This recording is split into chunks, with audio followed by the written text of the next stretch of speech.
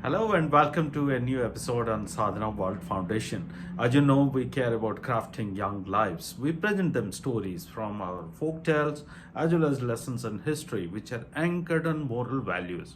We think that these lessons are extremely useful for our young children and young adults who can inculcate these into their lives to become stronger and better human beings. I came across a story, maybe a folk tale, which is very interesting. Let me first describe it and then we will try to take the learnings out of that story. Once upon a time, there was a crow who was not happy about his looks. He always saw that the peacock, the bird peacock, is appreciated, praised by so many people around him. Everyone liked to watch the peacock move around, dance, and peacock was considered to be the queen of all the birds, like the best in the community. Nobody really cared for the crow, and crow felt very bad about it. So one day he thought that he would take the feathers of the peacock, which are falling here and there, and plant them on its own body and change his look. He did that. He went around, he went flying to various places. He sat amongst the peacocks, but all of the peacocks could figure out that this particular bird is not one of them. So they all attacked this crow, and crow had to somehow escape from that place.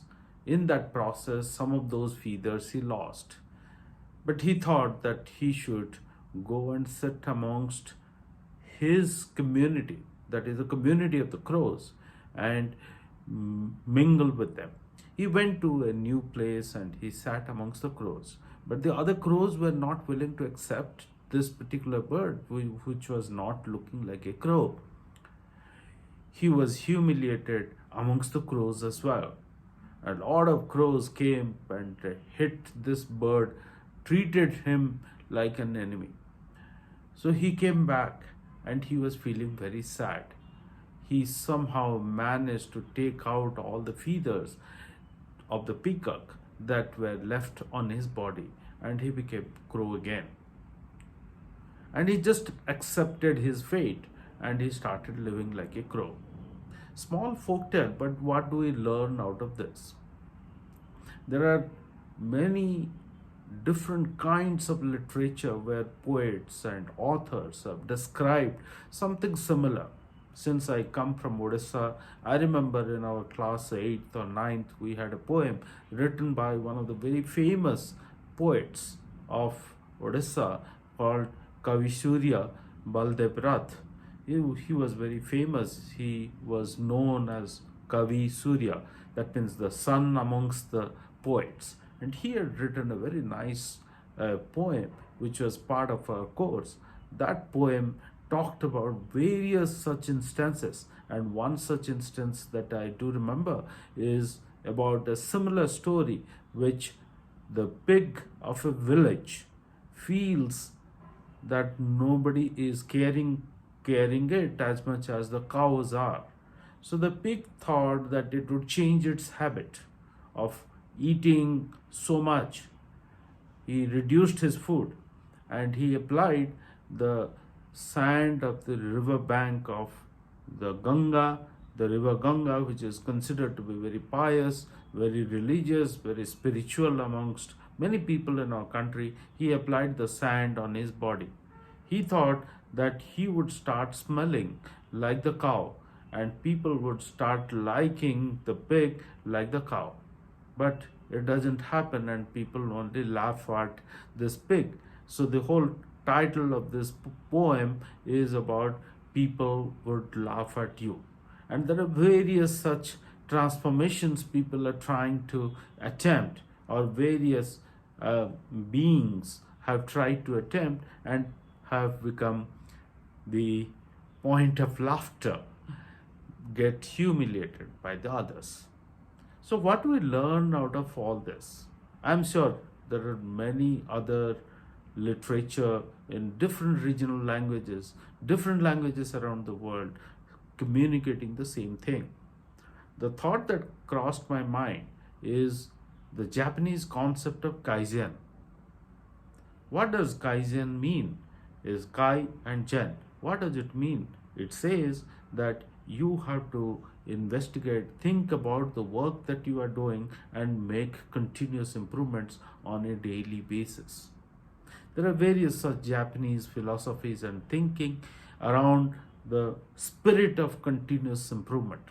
We all know that in the 1945, 47, 48, Japan was a country which was devastated tremendously after the Second World War. And now, over a span of, let's say, 70 years, 80 years, we have seen the kind of progress that Japan has made.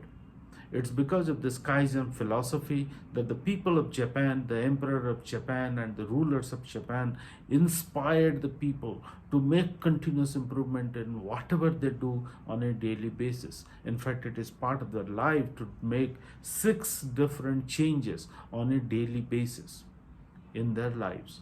And Japan as a race, or Japan as a country, as a community, has made tremendous amount of progress. We all know about the quality of products that Japanese companies produce, and the thinking, their food habits, their way of life is very different from other parts of the world, and possibly some of those habits have helped them progress. The point is that these folk tales are telling us not to try transformation which are impossible, that people should know that what is possible and what is not possible. Like the pig cannot become the cow, or the crow cannot become the peacock. So, what does this Kaizen say? That if you are a peacock, if you are a crow, you should not try to be a peacock. Is this concept that we hear in our Indian stories and the concept that this Japanese philosophy tries to tell us are at conflict with each other? That's the question that ran my mind. I think it's very clear that when you are making continuous improvement, you are trying to climb from step 0 to step 1, from step 1 to step 2, from step 2 to step 3, and so on. You make continuous small improvements. If you are a student of history, you are trying to learn something today, and you think that where I need to improve, and the next day you try to make that improvement, and your knowledge, your perspectives in history is going to improve. The same can be applied by a plumber, by an electrician, by an engineer, by a doctor, by a lawyer, by any professional, any someone, even one is leading one's life, the life of a homemaker. One can apply this, making the habit of continuous improvement on a daily basis. The point that the folktale is telling in my mind is the same, that we should not try to make huge transformation at one go. Like the crow cannot transform itself to the peacock. The crow has to think about its own strengths, about its uniqueness that the peacock doesn't have. One has to be proud of what one has and keep on making continuous progress. If I am not very strong in maths and I am scoring just about 50 marks out of 100, I should not be thinking that I will make in the next exam 95 or 98 or 99 or 100 out of 100. It's not going to happen. Maybe from 50 I should try how to go to 55, and from 55 how do I go to 60, from 60 how do I go to 70, and so on and so forth. These small improvements are possible. That is what the Japanese philosophy has taught us, and historically, if we see the amount of progress that Japanese consumer durable companies have made, electronics companies have made, the car companies have made, is fabulous. It has happened. So, ladies and gentlemen, boys and girls, if we apply the simple principle of making changes little by little, then It is possible that over a period of time that we are able to transform ourselves into something very meaningful. Instead of trying to take a one giant leap, we should make small changes. And sometimes those small changes could be a giant leap by itself.